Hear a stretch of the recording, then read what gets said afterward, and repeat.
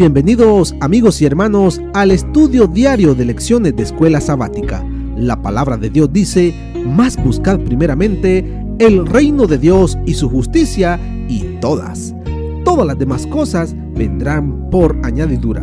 Por eso, a partir de este momento, Radio Adventista, la voz de la verdad, te invita a mantener la sintonía del cielo para que puedas escuchar y comprender el estudio de hoy con nuestro hermano Humberto Cativo.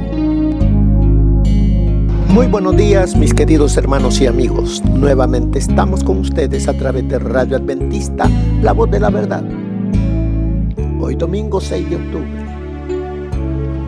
La lección para hoy se titula La alimentación de los 5,000. Oremos. Dios y Padre que mora en los cielos, Señor Jehová, alabado sea, Señor, su santo nombre. Gracias, oh Señor, por la vida que nos concede, por este nuevo día, este privilegio de escudriñar su palabra, de recibir a través de ella estos mensajes que nos señalan la divinidad de nuestro Señor Jesús. Santo Espíritu, háblenos, enséñanos. Suplicamos sabiduría para estudiarla y que quede grabado en nuestra mente su voluntad. Todo lo suplicamos sin merecerlo, en los méritos de nuestro Señor Jesús. Amén. La alimentación de los 5,000. ¿Qué es lo que el Señor Jesús está realizando en esta oportunidad? Manifestando una señal a esos corazones que van camino a Jerusalén, porque están yendo para celebrar la Pascua. ¿Qué es lo que les recordaba año con año la Pascua? La liberación del pueblo de Israel de la esclavitud de Egipto.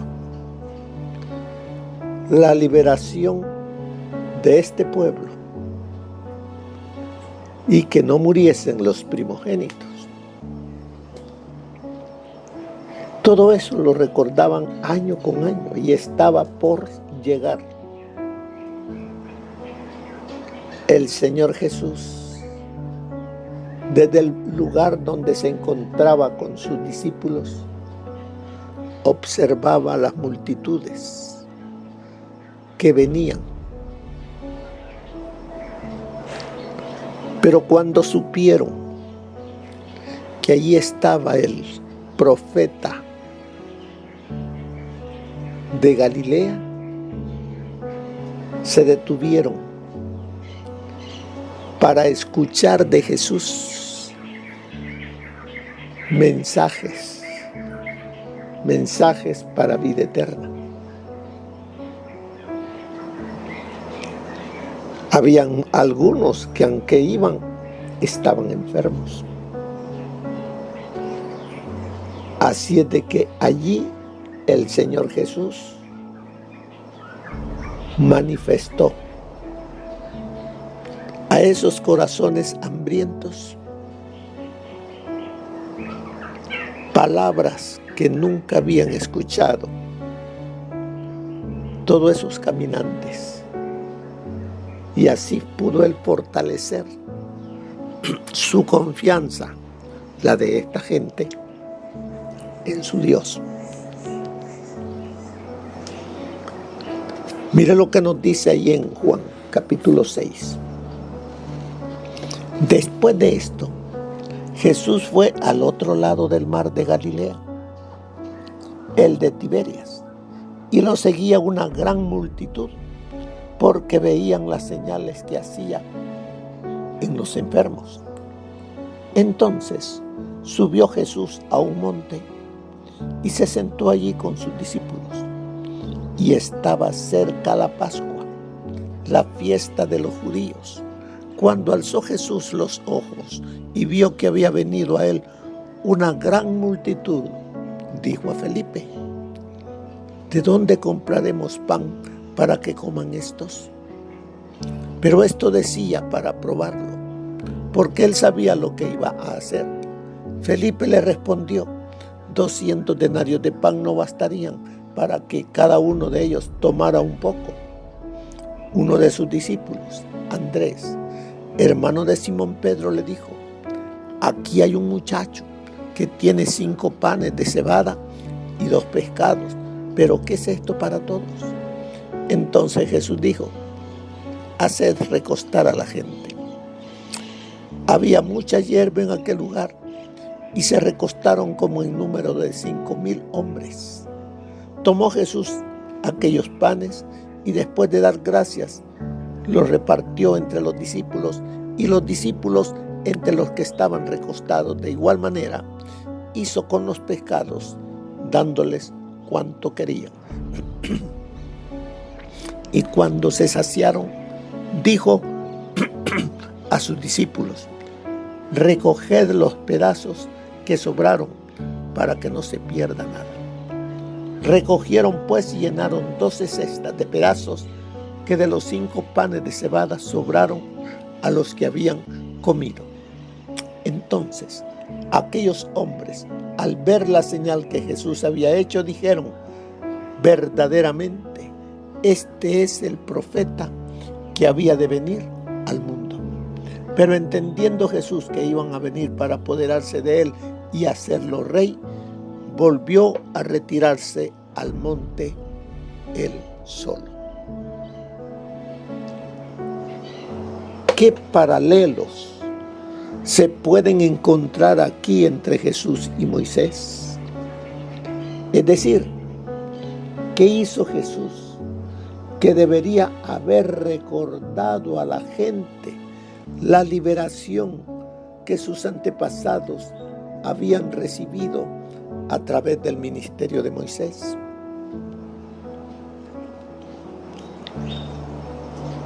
Deberían de haberles recordado la promesa de Moisés de la liberación, porque aunque este pueblo celebraba año con año la fiesta de la Pascua, la fiesta de la liberación, no lo asociaban con una liberación más grande. Todos se habían quedado en recordar nada más lo que había ocurrido en tiempo de Moisés. A nosotros también se nos dice que las cosas que fueron escritas para nuestra enseñanza han quedado escritas para que cada uno de nosotros recordemos que el Hijo de Dios, nuestro Señor, volverá pronto.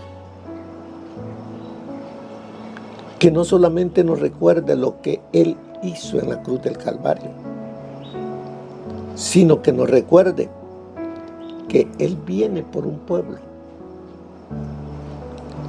que ha vivido para amarle y obedecerle. Vemos aquí que dice la lección en Juan capítulo 6, versículos 4 y 5. El apóstol se esfuerza por afirmar que el momento de la alimentación de los 5,000 ocurrió cerca de la Pascua. ¿Por qué hace allí ese recordatorio que está cerca la Pascua? Para que recordemos cuál era el objetivo de esa fiesta, donde moría el Cordero Pascual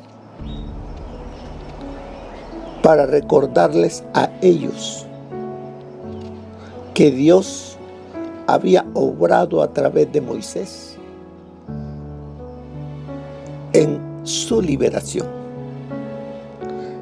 y todo lo que había ocurrido antes y después de su liberación. Así es de que sigue diciéndonos aquí, el Cordero Pascual sustituía a la muerte de los primogénitos. Este sacrificio simbolizaba la muerte de Jesús en nuestro favor, en la cruz. El castigo que merecíamos por nuestros pecados recayó sobre Jesús. En efecto, Cristo, nuestra Pascua, fue inmolado por nosotros.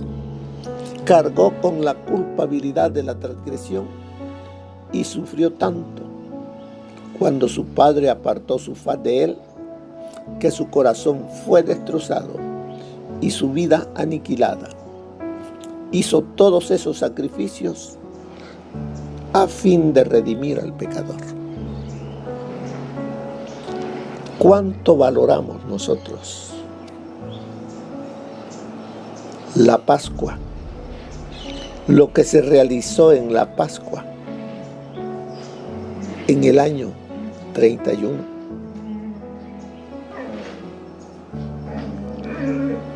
Recordamos que el Hijo de Dios llevó en su cuerpo sobre el madero la culpabilidad nuestra, el pecado. Agradecidos estamos con Él. ¿Le obedecemos? Porque la gran mayoría de nosotros sí recordamos mediante la Santa Cena lo que el Hijo de Dios realizó. Pero muchos, saliendo de ese día de la iglesia, volvemos otra vez a hacer las cosas que no le agradan al Señor, cuando deberíamos ir creciendo en fe, en entrega al Señor Jesús. Pero si no, miremoslo, cada uno de nosotros nos examinemos y veamos cómo se diluye lo que recordamos en ese día de la Pascua, en ese día de la Santa Cena.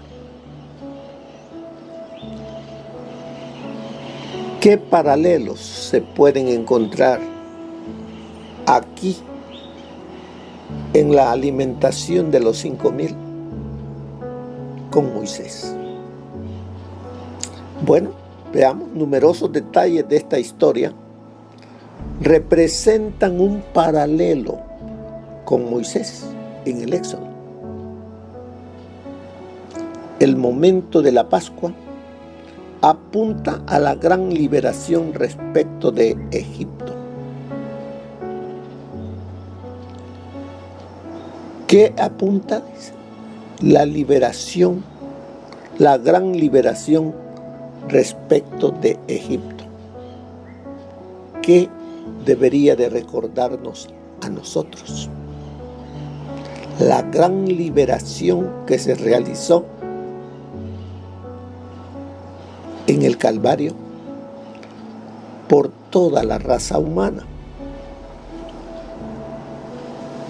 Además de ello, Jesús sube a una montaña. Así como Jesús, así como Moisés ascendió al Sinaí. ¿A qué subió Moisés al Sinaí? a recibir de Dios los mandamientos, decretos y todo lo que el pueblo de Dios, el pueblo de Israel, necesitaba para vivir en obediencia, esperando a su Señor entrarlo a la Canaán. Con el Señor Jesús, Él subió. Y vemos acá, Jesús dice, pone a prueba a Felipe. Así como los israelitas fueron puestos a prueba en el desierto. ¿Qué me debe de recordar también a mí? Así como el pueblo de Israel fue puesto a prueba, tú y yo también estamos puestos a prueba para ver si podemos entrar a la Canaán celestial, si obedecemos la voluntad de Dios. Además de ello, ¿qué más dice ahí? La multiplicación de los panes para alimentar a 5,000 hombres. Allí no hablan de mujeres, de niños, de que habían más de 5,000. Una grande multitud, por eso dice una gran multitud. ¿Cuántos salieron de Egipto? Una grande multitud. Y el Señor los alimentó a todos con el maná. El Señor también nos alimenta a nosotros. Ha dejado el maná para que nosotros vayamos muy temprano en la mañana y recibamos el maná. El pueblo de Israel salía antes que saliera el sol a buscar. ¿A qué hora sale usted a buscar el maná?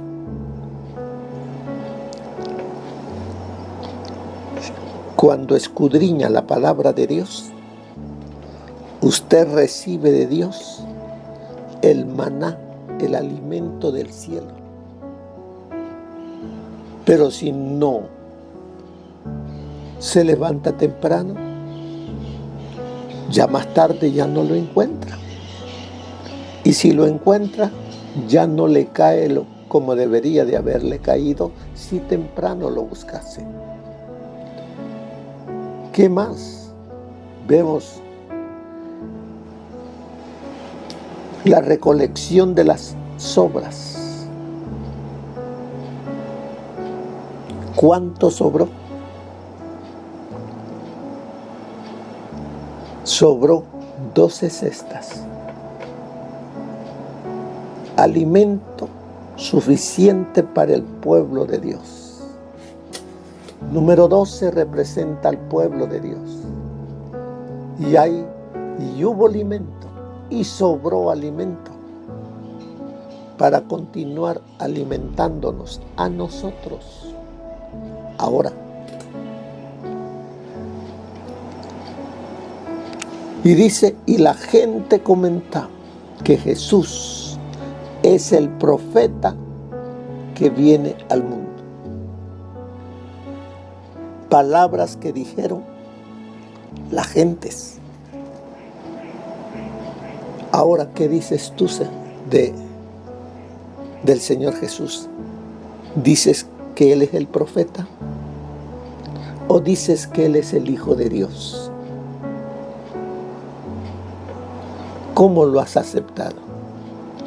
¿Nada más como un profeta o como el Hijo de Dios? Además de todo eso, vemos que todo esto señala a Jesús como el nuevo Moisés, venido para liberar a su pueblo. Todo lo que está escrito en la Biblia nos está recordando de todo lo que el Padre, el Hijo y el Espíritu Santo han hecho para que tú y yo reconozcamos, aceptemos, vivamos, obedezcamos y esperemos al Hijo de Dios. Por eso dice ahí al final, así Juan muestra a Jesús haciendo señales y prodigios que en su contexto deberían haber tenido un significado especial para el pueblo judío. Tienen un significado especial cuando tú ahora lo estás escudriñando. ¿Qué les mostraba el Señor Jesús en esa ocasión? Dice, les estaba mostrando en esencia su propia divinidad. ¿Qué eran 5 panes y 2 peces? Para esa grande multitud, si esos 5 panes y esos 2 peces solamente servían para alimentar a este jovencito.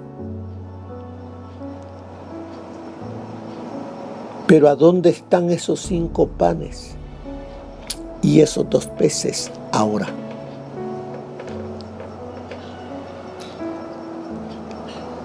Esos 5 panes, el Pentateuco, lo que Dios le dio a Moisés para que escribiese,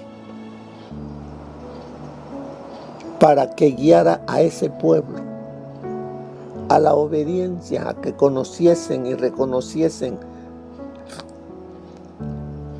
a Jehová como su Dios.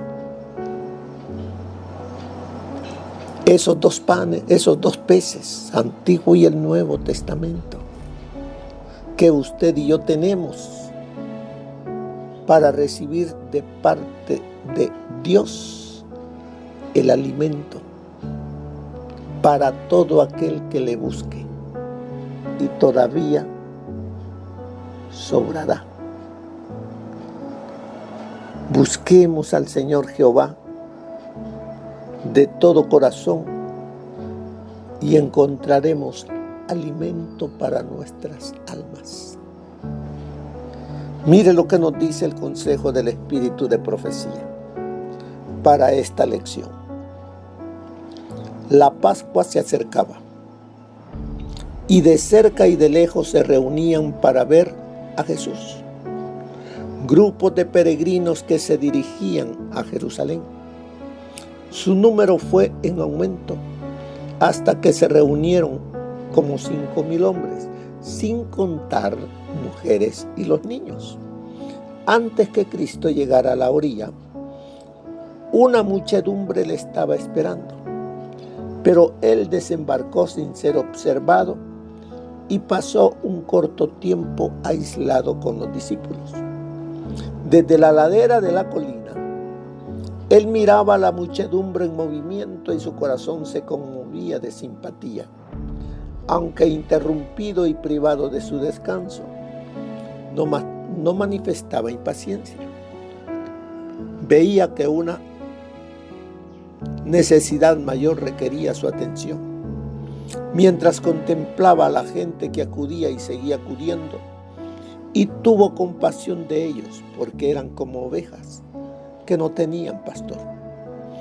Abandonando su retiro, halló un lugar conveniente donde pudiese atender a la gente. Ella no recibía ayuda de los sacerdotes y príncipes, pero las sanadoras aguas de vida fluían de Cristo mientras enseñaba a la multitud el camino de la salvación.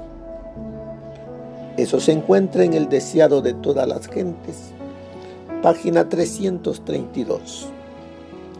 Mi atención fue dirigida al poder que Dios manifestó a través de Moisés cuando lo envió a entrevistarse con Faraón. Satanás comprendió lo que debía hacer y estaba preparado.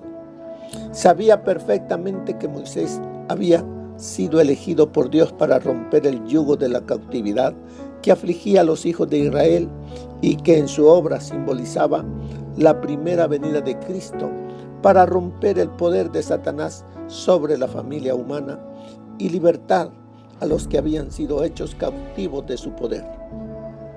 Satanás sabía que cuando Cristo apareciera, realizaría obras y milagros admirables para que el mundo supiera que el Padre lo había enviado. Tembló al pensar en el poder de Jesús.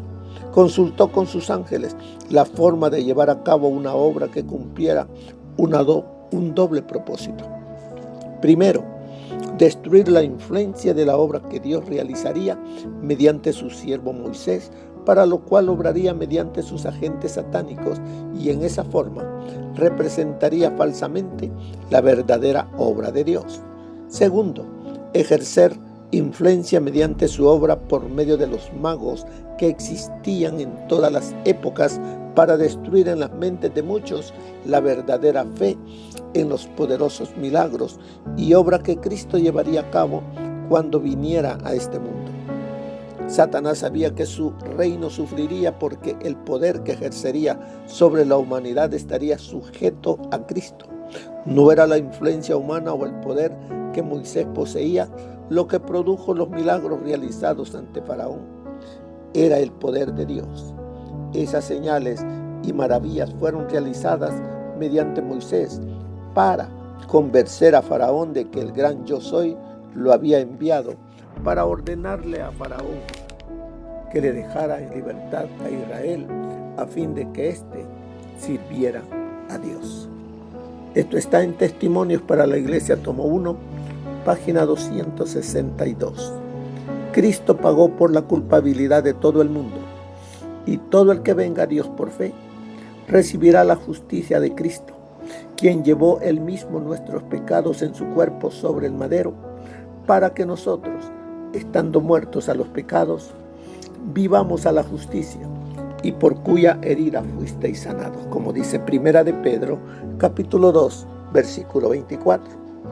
Nuestro pecado ha sido expiado, puesto a un lado, arrojado a lo profundo de la mar. Mediante el arrepentimiento y la fe, somos liberados del pecado y contemplamos al Señor, nuestra justicia. Jesús sufrió, el justo por el injusto. Mensajes selectos, tomo 1, página 460. ¿Qué nos enseña entonces todo esto? Que cuando Cristo alimentó a los 5,000 con los pocos y sencillos ingredientes del almuerzo de un niño, quienes presenciaron el milagro dijeron esto de Jesús: realmente este es el profeta que había de venir al mundo. Ahorita que lo estoy leyendo, me llevó allá a la cruz, cuando el centurión dijo realmente, este es el Hijo de Dios. Estas palabras remiten a los que pronunció Moisés, quien fue una prefiguración histórica o tipo de Jesús. ¿Qué dijo Moisés? Un profeta de en medio de los tuyos, de tus hermanos, como yo, te levantará el Señor tu Dios. A Él oirás. Ahí lo dice en Deuteronomio 18:15. Es razonable pensar en Moisés como un tipo de Jesús. Por ejemplo, Moisés y Jesús son similares en su misión de liberar a la gente de la esclavitud. De todos los personajes bíblicos, Moisés es quien más se parece a Jesús en su ministerio de intercesión. Cuando Israel se rebeló contra Dios en el desierto, adorando el becerro de oro, Moisés se ofreció a morir en su lugar, como su sustituto. Éxodo 32:32 registra el conmovedor relato de la súplica de Moisés a Dios para que perdonara la vida a su pueblo rebelde. Te ruego que perdone su pecado, y si no, ráeme ahora de tu libro que has escrito. La abnegada entrega de Moisés a su pueblo descarriado y su petición de morir en lugar de los demás es admirable. Pero un ofrecimiento tan bondadoso no puede perdonar el pecado y conmutar su pena, la muerte, pues solo el sacrificio del divino profeta Jesús puede lograr tal hazaña. Solo Jesús posee la justicia y la vida necesarias para hacer sustitución por nuestro pecado y nuestra muerte. Así que, hermanos, qué gran verdad enseñan los textos de Isaías 53, 4 al 7 y primera de Pedro 2, 24. Ahí al final de su lección lo dice. Qué gran verdad enseñan estos textos acerca de Jesús como Cordero de Dios. ¿Cómo se relaciona su divinidad con esta verdad? ¿Y por qué es la verdad más importante que podemos conocer? ¿Qué nos ha enseñado? ¿Qué nos ha recordado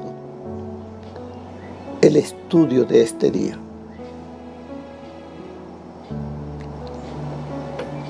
Alguno de ellos es que hay alimento para ti y para mí. Si lo buscas, temprano de mañana lo encontrarás. Para alimentarte y estar fuerte espiritualmente contra las acechanzas del enemigo. Si lo buscas muy tarde, el maná ya se ha disuelto, porque los problemas de la vida, los quehaceres, ya no te impiden saborear la palabra de Dios. Búscalo, sí, búscalo temprano y lo encontrarás. Que el Señor te bendiga, que pases un feliz día. Amén. Gracias por habernos acompañado en el estudio de hoy de lecciones de Escuela Sabática. Te esperamos para nuestra próxima transmisión aquí por Radio Adventista, La Voz de la Verdad. Y recuerda sintonizarnos siempre. También puedes encontrar estos audios en nuestro canal de YouTube. Búscanos como La Voz de la Verdad. Allí encontrará estos audios. Que tengas un feliz día. Te esperamos para la próxima.